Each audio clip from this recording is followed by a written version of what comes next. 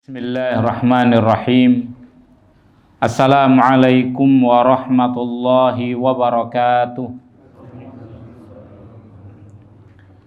Innal hamdalillah nahmaduhu wa nasta'inuhu wa nastaghfiruh wa na'udzu billahi min syururi anfusina wa sayyiati a'malina. May yahdihillahu fala mudhillalah wa may yudlil fala hadiyalah.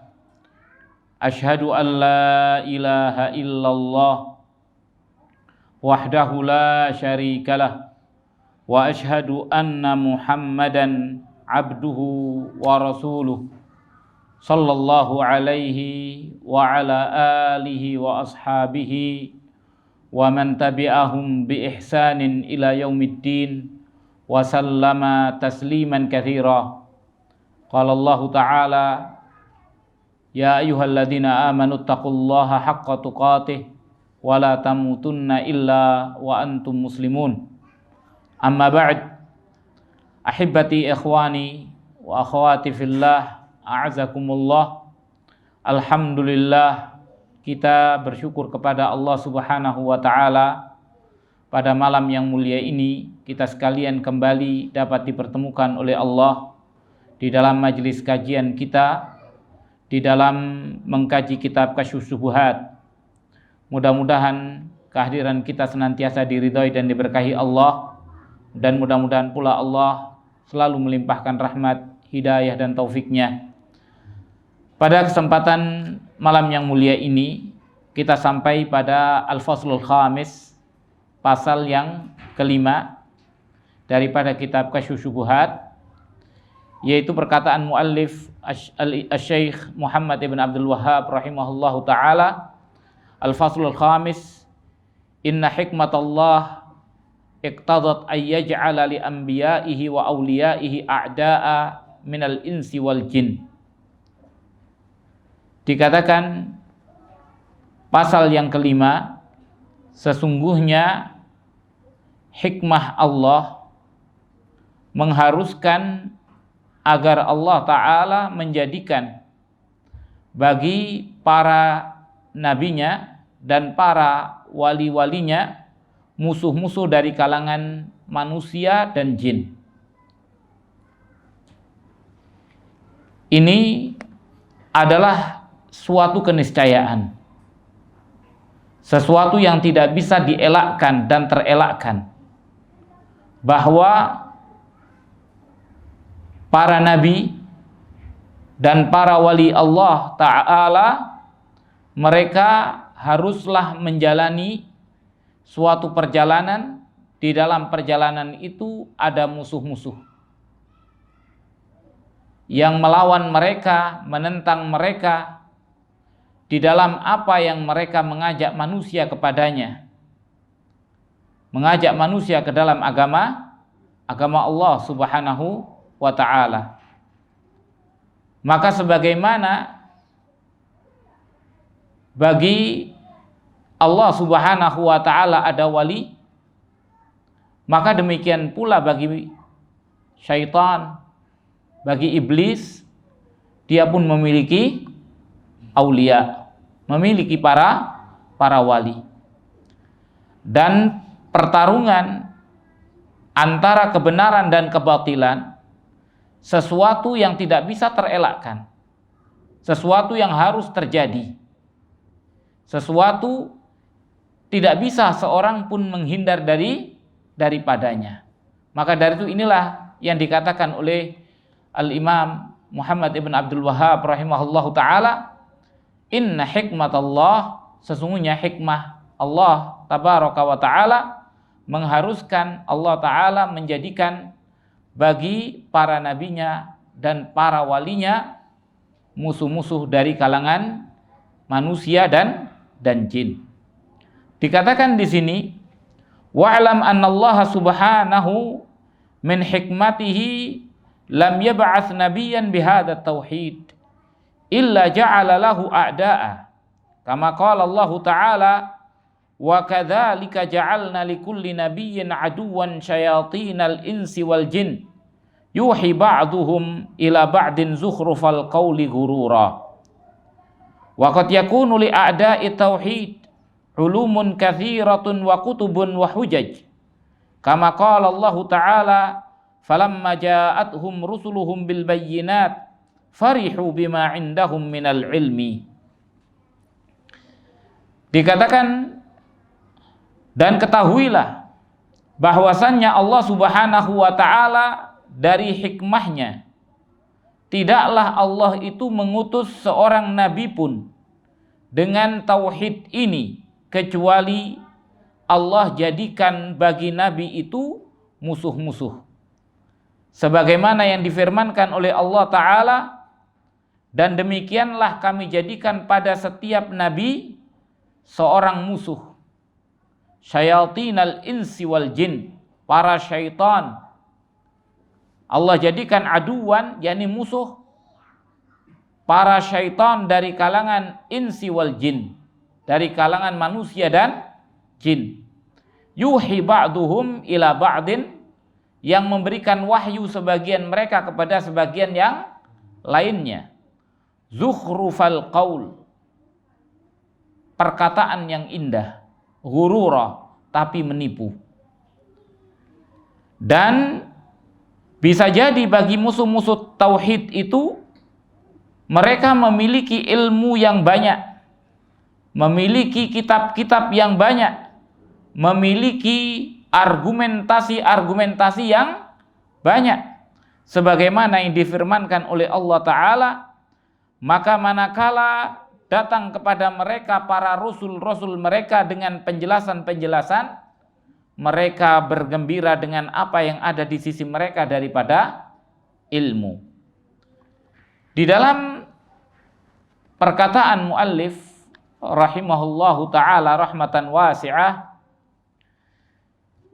beliau mengingatkan kepada al-muwahhid wadda'i ila tauhid, mengingatkan kepada orang yang bertauhid, mengingatkan kepada orang yang mengajak kepada tauhid, bahwasannya jalan di dalam tauhid itu pasti ada orang-orang yang memusuhi.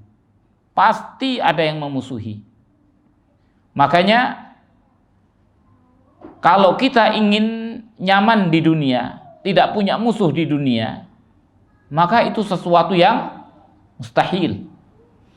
Kalau kita ingin menjadikan semua orang gembira dengan kita, itu mustahil. Nabi kita Muhammad sallallahu alaihi wasallam, kita ketahui siapa yang lebih baik akhlaknya daripada Nabi? Siapa yang lebih bagus perkataannya daripada Nabi? Siapa yang lebih bermuamalah dengan kebaikan daripada Nabi sallallahu alaihi wasallam? Tidak ada. Nabi sallallahu alaihi wasallam orang yang diridhoi, diterima ketika sebelum menjadi nabi. Ketika orang-orang Quraisy membangun Ka'bah dan ingin meletakkan Hajar Aswad di tempatnya, mereka berselisih siapa yang meletakkan Hajar Aswad di tempatnya. Maka masing-masing kabilah daripada kabilah Quraisy merasa yang paling berhak. Sampai kemudian ada seorang mengatakan, kalau tidak salah saudaranya Abu Jahal mengatakan, yang akan meletakkan adalah orang yang pertama kali masuk dari pintu ini.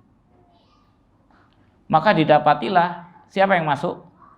Rasulullah Shallallahu Alaihi Wasallam. Begitu melihat Rasul Shallallahu Alaihi Wasallam, mereka semua mengatakan, hadal amin. Ini adalah al-amin. Amma hadza faradhaina bihi. Adapun orang ini maka kami ridha dengan orang ini. Ini orang Quraisy. Orang Quraisy pada umumnya melihat Nabi Shallallahu Alaihi Wasallam, Nabi orang yang diridhoi sebelum diangkat menjadi nabi. Tidak ada satu orang pun yang mencela Nabi Shallallahu Alaihi Wasallam di dalam kejujuran, di dalam perkataan, di dalam muamalah, di dalam akhlak, di dalam kebaikan semua. Nabi kita Muhammad Shallallahu Alaihi Wasallam orang yang baik, tidak ada yang mencela. Tapi begitu Nabi Shallallahu Alaihi Wasallam mendakwahkan dakwah tauhid, mengajak kepada tauhid, muncullah semua ide keburukan untuk disematkan kepada Nabi kita Muhammad Sallallahu Alaihi Wasallam. Sahir, kadzab, majnun, apalagi tukang dukun dan lain sebagainya. Semua dimasukkan kepada Nabi Sallallahu Alaihi Wasallam, disematkan kepada Nabi Sallallahu Alaihi Wasallam. Maka musuh daripada orang yang bertauhid dan ahli tauhid itu adalah sesuatu yang tidak bisa terelakkan. Maka kalau kita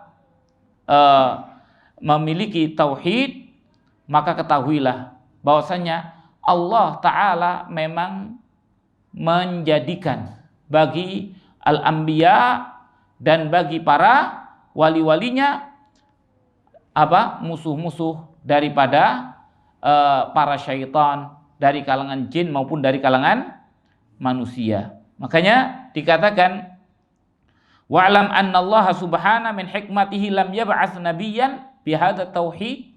Ketahuilah bahwasannya Allah Subhanahu wa taala dari hikmahnya tidaklah mengutus seorang nabi dengan tauhid ini kecuali Allah jadikan baginya musuh.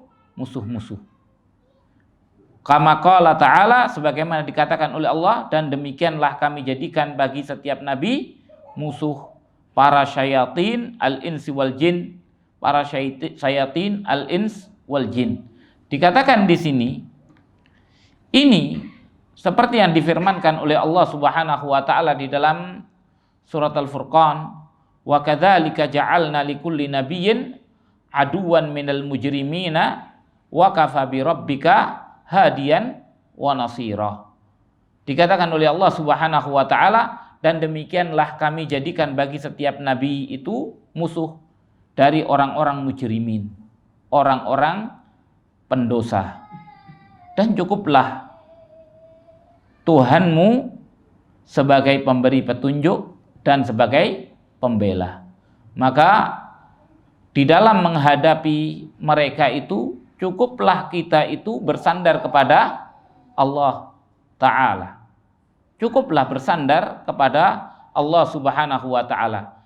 Dikatakan di sini hikmah kenapa Allah Subhanahu wa taala menjadikan bagi para nabi dan para walinya musuh-musuh. Hikmahnya adalah agar supaya Allah Subhanahu wa taala bisa mengetahui as-sadiqu minal kadzib. Allah Subhanahu wa taala mengetahui antara orang yang shadiq minal kadzib, orang yang jujur dari orang yang pendusta. Al-muti'u minal 'asi, orang yang mentaati Allah dari orang yang bermaksiat kepada Allah Subhanahu wa taala. Seperti Allah Ta'ala katakan liyamizallahul khabitha minat thayyib, agar supaya Allah Subhanahu wa taala bisa memisahkan yang jelek dari yang baik. Makanya Allah Subhanahu wa taala di dalam Al-Qur'an mengatakan ahsiban nas ayutraku ayyaqulu amanna wa hum la yuftanun. Apakah manusia dibiarkan untuk mengatakan mereka beriman? Dibiarkan begitu saja sedang mereka tidak diuji? Tidak. Bahkan diuji oleh Allah Subhanahu wa taala. Kesungguhan kita di dalam tauhid, diuji oleh Allah Subhanahu wa taala. Sejauh mana kita itu yakin benar Allah Ta'ala sebagai Al-Khaliq, Al-Malik, Al-Mudabbir. Sejauh mana kita berkeyakinan bahwasanya Allah itu zat yang paling berhak untuk disembah, diibadahi. Dan sejauh mana keyakinan kita terhadap nama-nama dan sifat-sifat Allah Subhanahu wa taala sehingga memberikan rasa takut, rasa haibah, rasa sungkan kita kepada Allah Subhanahu wa taala, rasa merasa kita diawasi oleh Allah Subhanahu wa taala, rasa bahwasannya kita tidak bisa lepas daripada Allah Subhanahu wa taala, rasa bahwasannya Allah memiliki kekuasaan yang kekuasaan itu setiap saat kapan saja Allah kehendaki Allah bisa melakukan apa yang Allah kehendaki. Semua rasa itu ada didasarkan atas keimanan kita kepada tauhid. Yani ya imma tauhidur rububiyah, tauhidul uluhiyah, tauhid al-asma wa sifat. Maka ini tidak diterima oleh Allah Subhanahu wa taala hanya sebuah pengakuan saja. Tapi Allah Subhanahu wa taala mengatakan agar Allah Subhanahu wa taala mengetahui. Maksudnya mengetahui adalah mengetahui fil waqi', fil wujud. Karena pengetahuan itu ada pengetahuan sebelum kejadiannya dan pengetahuan ketika terjadinya. Makanya kalimat-kalimat yang dikatakan hatta ya'lamallahu shadiqina, sampai Allah Subhanahu wa taala mengetahui orang-orang yang jujur, minal kadzibin, dari orang-orang yang berdusta. Sebagian orang yang tidak paham, dia menyangka bahwasannya di situ berarti Allah itu sebelumnya tidak tahu sampai ke kejadiannya. Tidak. Allah Subhanahu wa taala sudah tahu apa yang akan terjadi. Tapi untuk memasukkan seseorang ke surga itu harus orang itu melalui proses yang ditetapkan oleh Allah, yakni kejadian, bukan didasarkan hikmah Allah Subhanahu wa taala mengharuskan orang yang masuk surga itu orang yang sudah melalui ujian. Orang yang sudah melalui ujian. Oleh karena itulah di dunia ini harus ada kejadian yang dijadikan sebagai bukti. Makanya kenapa Allah Subhanahu wa taala tegakkan nanti di akhirat mizan, timbangan. Kenapa Allah hisab? Kalau semua didasarkan hanya sebatas pengetahuan Allah Subhanahu wa taala, nggak perlu ada dunia. Iya kan? Semua tinggal dimasukkan masing-masing sesuai yang Allah Subhanahu wa taala kehendaki. Nggak perlu diadakan lagi hisab, nggak perlu diadakan lagi pertanyaan-pertanyaan dan lain sebagainya. Tapi kenapa itu semua dilakukan? Itu semua dilakukan li hikmatillah, karena hikmah Allah Subhanahu wa taala. Hikmahnya adalah ini adalah ujian. Makanya adanya musuh-musuh itu tidak perlu kita sesali. Ada yang menghalangi dakwah, tidak perlu kita sesali. Memang seperti itu yang dikehendaki oleh Allah Subhanahu wa taala jalannya. Makanya Allah Subhanahu wa taala hanya mewasiatkan kepada kita dua perkara ketika menghadapi musuh-musuh tauhid, musuh-musuh agama Allah. Wasiatnya hanya dua. In tasbiru wa tattaqu la yadurrukum kaiduhum syai'a. Kalau kalian bersabar dan kalian bertakwa, maka tidak akan memberikan madarat sedikit pun tipu daya mereka. Yani semua tipu daya itu nggak ada artinya. Jangan disangka kalau kita itu terbunuh berarti kita kalah, terusir berarti kita kalah. Tidak ada. Kalah dan menang itu adalah tentang bagaimana diri kita di atas perintah Allah. Di atas perintah Allah. Demi Allah, Ammar ibnu Yasir atau Yasir dan istrinya Sumayyah, awalu syahid fil Islam Yasir dan awalu syahidah fil Islam Sumayyah, dia orang yang menang apa tidak? Orang yang menang. Kenapa? Karena ia melampaui ujian Allah Subhanahu wa taala, tetap teguh di atas tauhid. Dia di atas tauhid. Orang-orang yang meninggal ketika perang Badar, orang-orang yang meninggal ketika perang Uhud, orang-orang yang meninggal ketika perang di dalam mempertahankan keimanan, ketakwaan kepada Allah Subhanahu wa taala, mereka adalah orang-orang yang menang. Kenapa? Ujiannya adalah ujian di dalam mempertahankan tauhid. Bukan ujian memperebutkan kekuasaan. Bukan ujian memperebutkan kekuasaan. Tidak, sama sekali tidak ada ujian memperebutkan kekuasaan. Kalau kekuasaan, yu'til mulka man tasya wa tanzi'ul mulka mimman tasya. Keyakinan kita, engkau ya Allah memberikan kekuasaan siapa yang engkau kehendaki dan mengambil kekuasaan dari siapa yang engkau kehendaki. Maka ini hikmah yang pertama adalah agar supaya kita itu, atau agar supaya Allah Ta'ala membedakan siapa yang sungguh-sungguh di dalam bertauhid dan sungguh-sungguh di dalam mendakwahkan kepada tauhid. Jadi tidak jaminan kemudian seseorang yang berdakwah banyak pengikut, pondoknya besar, ininya besar dan lain sebagainya, kemudian belum menjamin kalau bahwasannya itu adalah keberhasilan. Itu adalah keberhasilan, belum tentu. Dilihat isinya. Apakah benar-benar ia di dalam dakwahnya untuk tauhid, ataukah ini kebesaran daripada materi yang diberikan oleh Allah Subhanahu wa taala justru membuat dia lalai, sehingga ia merasa bangga diri, lupa kepada Allah Subhanahu wa taala, wal iyadu billah. Tapi bukan berarti pula kalau orang yang besar kemudian seperti itu. Maksudnya adalah yang dilihat itu bukan materinya, tapi yang dilihat itu adalah bagaimana jiwa hati seseorang itu kepada tauhid, mendakwahkan apa tidak. Maka ini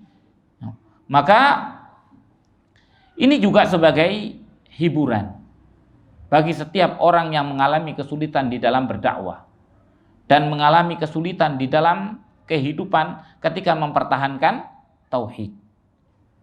Maka ini adalah hiburan. Karena dengan yang Allah Subhanahu wa taala katakan ini, terasa semangatnya di dalam mempertahankan tauhid lebih kuat. Dan hatinya lebih siap. Karena memang Allah Subhanahu wa taala sedang memberikan ujian. Dan tidaklah seseorang yang melampaui ujian yang berat kecuali ia akan ditinggikan oleh Allah Subhanahu wa taala. Al jaza'u ala qadril masyaqqah. Balasan itu sesuai dengan kesulitan yang dialami. Coba, siapa di antara nabi yang paling berat ujiannya? Maka dia yang paling tinggi kedudukannya di sisi Allah. Tahukah kita kenapa ulul azmi minar rusul mendapat predikat ulul azmi? Dikarenakan apa? Besarnya ujian yang Allah Subhanahu wa taala berikan. Besarnya ujian yang Allah Subhanahu wa taala berikan. Tahukah kita Imam Ahmad ibnu Hanbal? Kenapa Imam Ahmad ibnu Hanbal ketika disebutkan imamu ahli sunnati wal jamaah, maka kalau dimutlakan kata-kata seperti itu maksudnya adalah Imam Ahmad. Adapun imam yang lainnya tidaklah disebut kecuali dengan sebut namanya. Imam ahlu sunnati wal jamaah al-imamu Malik. Imam ahlu sunnati wal jamaah al-imam Syafi'i, Imam Ahlus Sunnati wal Jamaah, Imam Abu Hanifah. Tapi begitu tidak perlu disebut Al-Imamu Ahli Sunnati wal Jamaah. Kalau tanpa disebut seperti itu, maka tidak ada yang dimaksud kecuali Imam Ahmad. Kenapa demikian? Karena apa yang dialami oleh Imam Ahmad di dalam mempertahankan akidah Ahlus Sunnah melampaui daripada imam-imam yang lainnya. Maka mendapatkan balasan dari Allah Subhanahu wa taala, balasan yang setimpal. Maka dari itu, ini pula tantangan kita di dalam tauhid seperti itu. Maka dari itu, jangan kita fokus pada banyak pengikutnya, jangan kita fokus pada banyak materi yang didapat, akan tetapi isi daripada hakikat tauhid itulah yang menjadikan seseorang itu dianggap menang dan tidak dianggap kalah. Makanya kalau kita lihat dakwahnya para rasul seperti yang diceritakan oleh Nabi SAW, ada seorang nabi datang pada hari kiamat, iya kan, dengan dua orang, satu orang atau dua orang. Ada seorang nabi yang diikuti oleh rohat. Rohat itu hitungan 3 sampai 9. Ada seorang nabi yang diikuti oleh umat. Ada seorang nabi yang umatnya begitu besar. Dan nanti umatku yang paling besar, katanya Rasul Shallallahu Alaihi Wasallam. Di dalam hadis itu Rasul mengatakan, dan ada nabi laisa ma'ahu ahad. Seorang nabi tidak ada yang mengikuti. Tidak ada yang mengikuti. Berarti gagal? Tidak. Allah tidak pernah menganggap nabinya gagal. Karena yang dilihat oleh Allah Subhanahu wa taala adalah keteguhan dia di dalam dakwah tauhid. Di dalam tauhid dan di dalam mendakwahkan tauhid. Bukan di dalam siapa yang mengikuti. Maka dari itu jangan kita salah. Kekeliruan kita di dalam memahami tentang hal ini yang kemudian kita bisa menyebabkan kita tanazul. Apa tanazul? Mengalah. Ya sudahlah, demi kemaslahatan dakwah, supaya orang mau nerima saya, demi ini, demi itu. Akhirnya yang dia korbankan apa? Tauhid, kebenaran yang ia korbankan. Maka ini bukan sama sekali daripada manhaj ahli sunnati wal jamaah, bukan manhajnya anbiya di dalam berdakwah kepada Allah Subhanahu wa ta'ala. Kemudian yang kedua, dikatakan oleh Imam Syekh Muhammad ibn Abdul Wahhab rahimahullahu ta'ala, waqad yakunu li a'da'i tauhid ulumun katsirah. Ini ada dua perkara. Pertama, tadi ada musuh yang dijadikan oleh Allah, dan bisa jadi musuh-musuh yang disiapkan oleh Allah Subhanahu wa ta'ala kepada para anbiya dan kepada para aulia, itu musuh-musuh yang memiliki ilmu. Memiliki ilmu, bukan orang bodoh. Ulumun katsirah, ilmu yang banyak. Kutub, dia juga menjadi penulis kitab. Wahujaj, dan dia punya argumentasi. Maka dari itu kita tidak jarang melihat orang yang membanggakan diri. Saya, nih buku saya segini, sudah dicetak nih. Enggak percuma saya ini belajar di luar negeri. Jadi ini perkara-perkara yang mereka jadikan landasan untuk kemudian membenarkan, padahal itu tidak ada sama sekali kaitannya dengan apa yang didakwahkan. Jadi dengan kata lain, orang yang punya ilmu yang banyak belum tentu benar. Sebagaimana orang yang menulis buku yang banyak belum juga benar. Iya kan? Argumentasi, alasan itu juga belum tentu benar. Makanya di sini inilah yang dikatakan oleh Allah Subhanahu wa ta'ala, manakala mereka itu didatangi para rasul-rasul mereka dengan penjelasan. Mereka merasa bangga dengan apa yang ada pada diri mereka daripada ilmu. Ini fenomena yang kita hadapi sekarang. Kalau zaman dahulu, yakni orang-orang Arab, mereka sudah terdoktrin dengan pengalaman, mereka sudah terdoktrin dengan ilmu-ilmu yang mereka dapatkan dari sumber yang bermacam-macam. Kemudian Nabi kita Muhammad SAW datang dengan ilmu yang baru, yaitu ilmu tauhid. Ini belum pernah dikenal sama mereka, maka dari itu mereka meremehkan. Dikatakan rusuluhum bil bayyinat, yani ja'at rusuluhum bil bayyinat, datang para rasul mereka dengan penjelasan.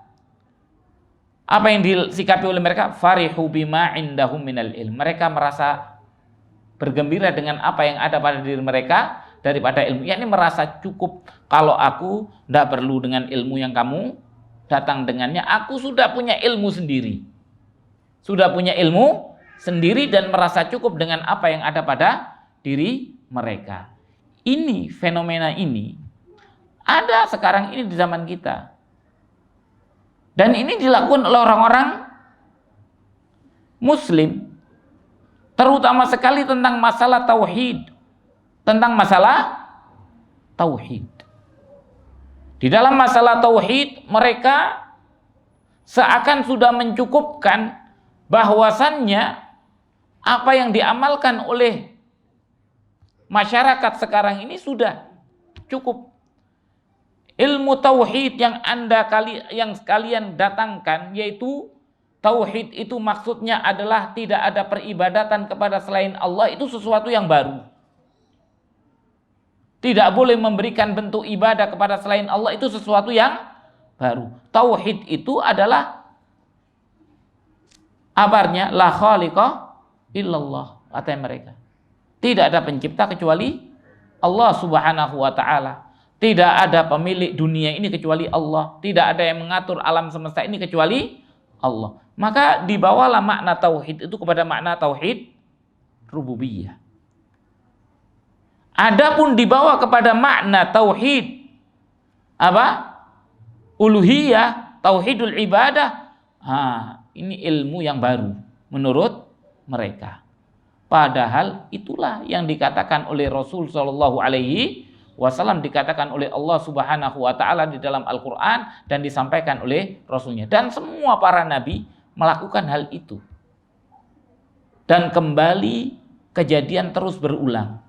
Kaumnya merasa bahwasannya keyakinan yang benar itu apa yang ada pada kaumnya, bukan pada apa yang datang dengannya para rasul. Sebagaimana sekarang ini pula yang datang adalah mereka menyikapi Al-Quran dan As-Sunnah. Mereka menyikapi Al-Quran dan As-Sunnah. Mereka mengatakan kebenaran yang mutlak itu adalah kebenaran apa? Ilmu kalam. Kebenaran yang mutlak itu adalah kebenaran ilmu kalam. Karena itu bisa diterima oleh semua, katanya mereka. Karena itu logika. Logika. Kata mereka. Makanya sekarang yang marak di Indonesia, yang viral, itu kan ilmu filsafat. Yang berusaha untuk mengajak kepada ilmu filsafat. Sehingga ilmu filsafat itu dianggap itulah dasar kebenaran yang hakiki. Al-Quran dan As-Sunnah, Al-Quran kita sampingkan dulu As-Sunnah. Al-Quran yang kita sepakat, umat Islam sepakat itu kebenaran, maka menurut mereka itu adalah donni. Bisa benar, bisa salah. Tapi yang tidak bisa salah itu adalah ilmu kalam. Inilah yang mereka yakini. Ilmu kalam itu sesuatu yang tidak bisa salah menurut mereka. Karena itu logika. Itu adalah logika. Padahal kita tahu akalnya manusia itu sering keliru. Sering keliru. Orang yang melihat, kita pernah jelaskan, garis yang lurus, yakni kita membuat lingkaran kecil, lingkaran besar, terus, ya kan? Kemudian kita buat garis yang lurus. Apa yang kita lihat ketika orang ditanya, garis yang melewati lingkaran-lingkaran itu, yang bengkak-bengkok itu, terasa bengkok apa lurus? Pasti orang akan bilang apa? Ini garis bengkok ini. Kenapa dibilang bengkok? Kenapa? Karena banyaknya yang melewati bengkok, iya kan? Makanya kebenaran pun bisa diragukan oleh orang akibat lingkungan yang mempengaruhi. Iya kan? Kita ketika begitu diukur pakai penggaris, maka pasti lurus.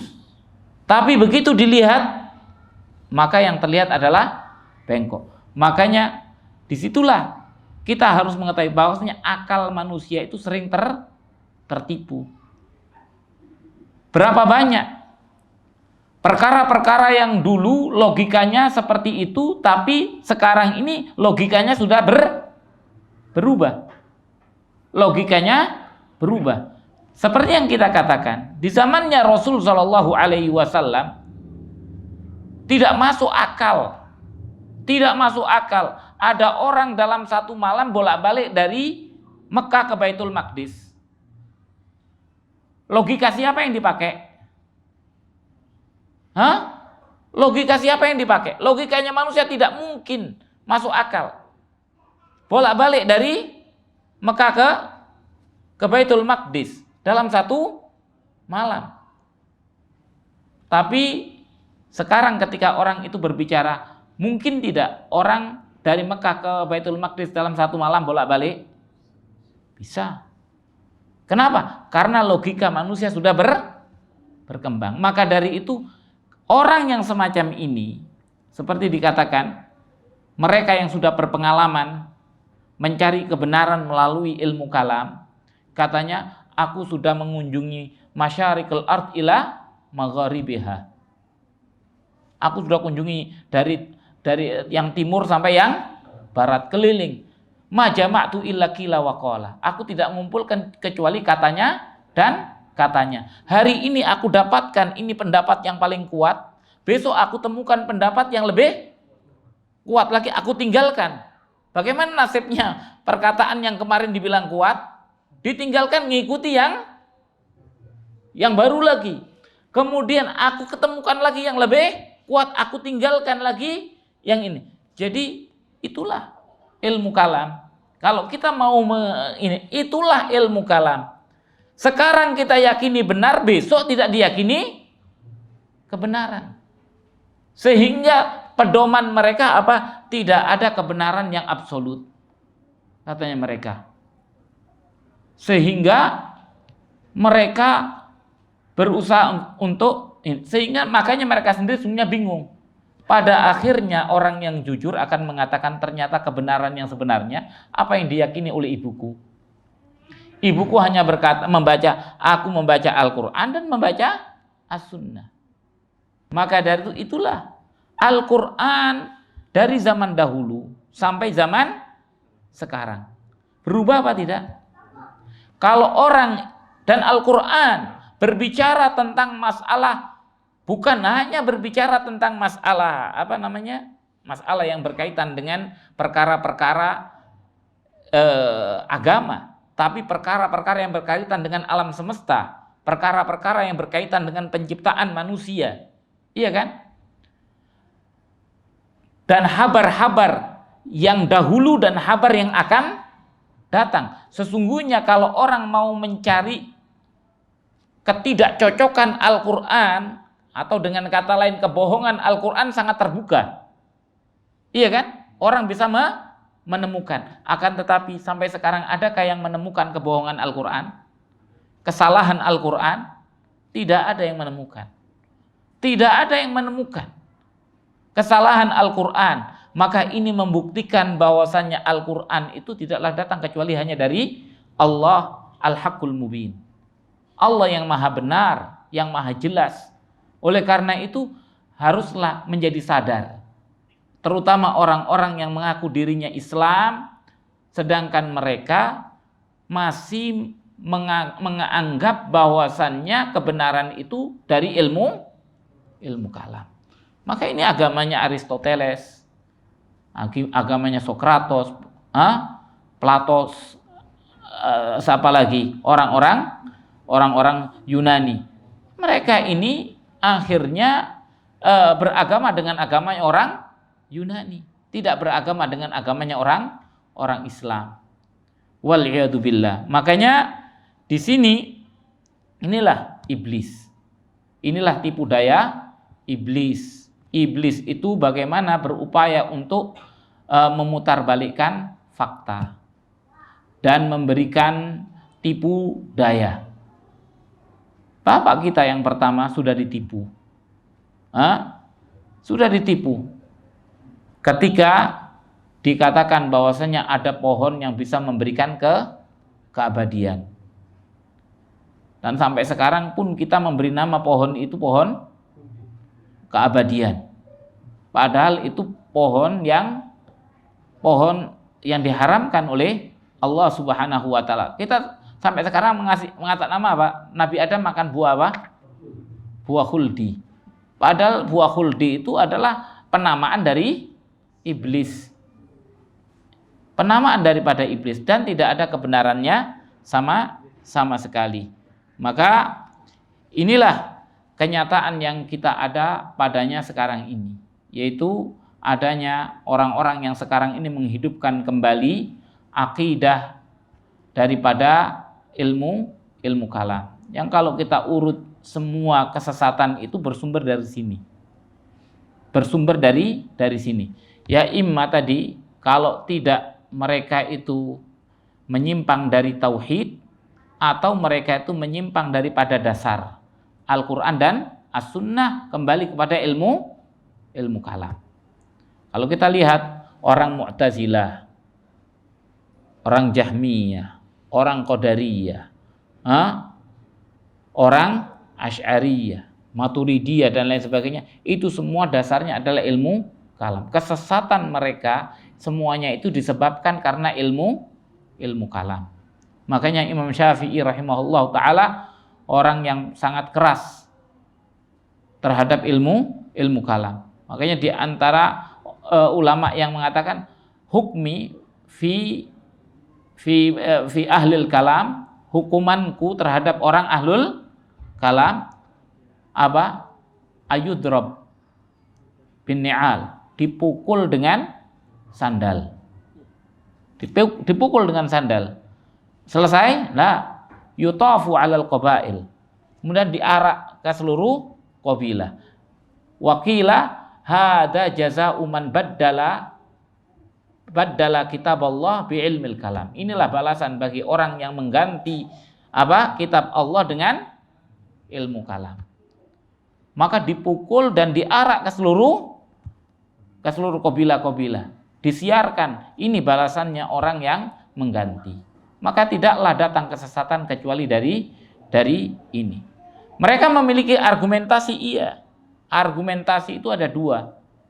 Argumentasi mencari kebenaran dan mencari pembenaran. Maka ahlul batil selalu mencari pembenaran. Dia sudah tahu tidak ada dalilnya. Coba apa saja? Oh iya, memang tidak ada dalilnya. Memang tidak ada dalilnya. Tapi kan tidak dilarang. Tapi kan tidak dilarang. Ini namanya pembenaran. Di dalam kita beragama, jangan berkata, jangan beramal kecuali ada dalilnya. Makanya sebelum berbuat, sebelum berkata, sebelum berbuat, itu dikumpulkan dalilnya, kemudian difahami dalilnya, disatukan semua dalil, dibangun dalil itu, ibaratnya rekonstruksi dalilnya, ya kan, disusun sampai menjadi satu bangunan yang utuh. Apa maksudnya? Kalau kita bilang dari puzzle itu disusun sampai menemukan semua ini sehingga bisa dibaca, bisa dinikmati, bisa difahami. Maka seperti itu baru kemudian disimpulkan, oh ini kesimpulannya berdasarkan dengan ini. Tapi yang ini tidak, sudah datang kesimpulan, kemudian dicari bagaimana cara membenarkan. Maka itulah bedanya antara mencari kebenaran dan mencari pembenaran. Kalau orang mencari kebenaran, sesungguhnya kebenaran itu jelas. Tapi kalau orang mencari pembenaran, maka pembenaran itu banyak sekali jalannya. Alasannya banyak sekali. Pasti punya. Tapi orang yang punya pegangan kuat, dia pasti akan melihat kebenaran itu dengan nyata. Tapi orang yang bodoh, yang tidak bisa melihat dengan benar, maka ia melihat pembenaran itu sebagai kebenaran. Maka dari itu inilah yang harus kita kuatkan, yaitu bagaimana kita mengetahui tentang kebenaran. Kebenaran yang datang dari Allah, kebenaran yang datang daripada Rasulnya Shallallahu Alaihi Wasallam. Ini yang dapat kita sampaikan pada kesempatan malam yang mulia ini. Insya Allah kita lanjutkan pada kesempatan yang akan datang. Wabillahi taufiq wal hidayah. Wa sallallahu wasallam ala nabiyina Muhammad wa alihi wa sahbihi ajmain. Subhanakallahumma wa bihamdika asyhadu an la ilaha illa anta astaghfiruka wa atubu ilaik. Wassalamualaikum warahmatullahi wabarakatuh.